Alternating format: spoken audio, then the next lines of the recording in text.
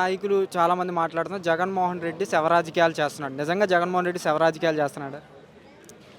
ఇవాళ మరి ఈ యొక్క ప్రభుత్వంలో ఉన్నటువంటి వారందరూ కూడా మరి స్- చనిపోయినటువంటి వ్యక్తులకి మద్దతుగా వస్తున్నటువంటి జగన్మోహన్ రెడ్డి గారిని మరి ఎంత హీనాతిహీనంగా మాట్లాడుతున్నారు.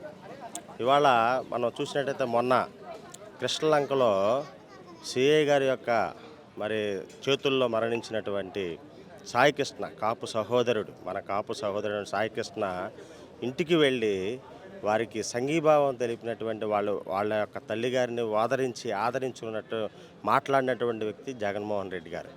మరి ఏ నాయకుడు కూడా అంతకుముందు వెళ్ళినటువంటి దాఖలాలు లేవు.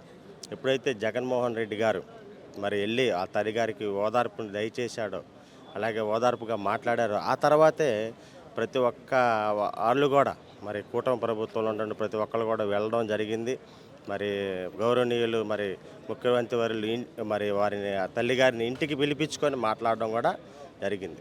మరి చూసినట్టయితే అందరికీ కూడా మరి ప్రతి ఒక్కరికి ఈరోజు చూసినట్టయితే మరి పేరుపోగు క్రాంతి కుమార్ మరి మరణించడం జరిగింది మే నెలలో.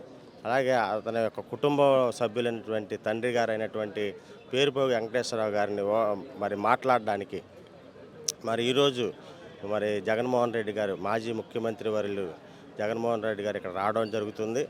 మరి ఆయన బాధల్లో ఉన్న వారిని ఓదార్చడం అనేది ఇప్పుడు కాదు, గతంలో వైఎస్ రాజశేఖర రెడ్డి గారు చనిపోయినప్పుడు ఎంతోమంది మరణిస్తే వారి కుటుంబాలకు వెళ్ళి వారిని ఓదార్చినటువంటి సంఘటనలో మనం చూసాము కోకొల్లలయ్యి.